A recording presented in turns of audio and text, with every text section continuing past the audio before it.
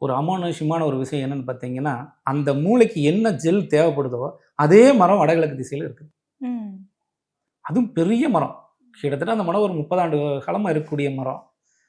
அந்த மரம் அங்க இருக்கு. அப்போ ஒரு வடகிழக்கு திசையில நமக்கு தேவையான மரங்கள் இருந்துச்சுன்னா நல்ல பலனை கொடுக்கும். நமக்கு தேவையற்ற மரங்கள் இருக்கிறப்போ, நம்மகிட்ட என்னென்ன சத்துக்கள் இருக்கோ, அது எல்லாமே அந்த மரம் உறிஞ்சி எடுத்துக்கும். ம். இதுதான் அங்க பாதிப்பு. ஓகே.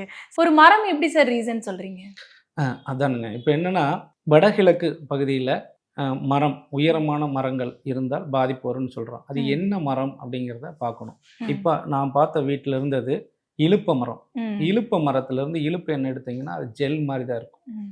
அத வந்து நீங்க நார்மலாவே ஒரு பாட்டில்லயோ அல்லது ஒரு பாத்திரத்தில புடிச்சு வச்சீங்கன்னா, கெட்டியாயிரும் நெய் மாரி. ம். ஸோ, அதுவும் அந்த ஜெல்லும் சேம் நீங்க மிக்ஸ் பண்ணீங்கன்னா ஒரே மாரி இருக்கும். ம். அப்ப அந்த இலுப்பு மரம் தான் காரணம். அத வெட்டி ஒரே வாரத்தில அவங்களுக்கு நல்ல மாற்றம். ம். பயங்கரமான மாற்றம்.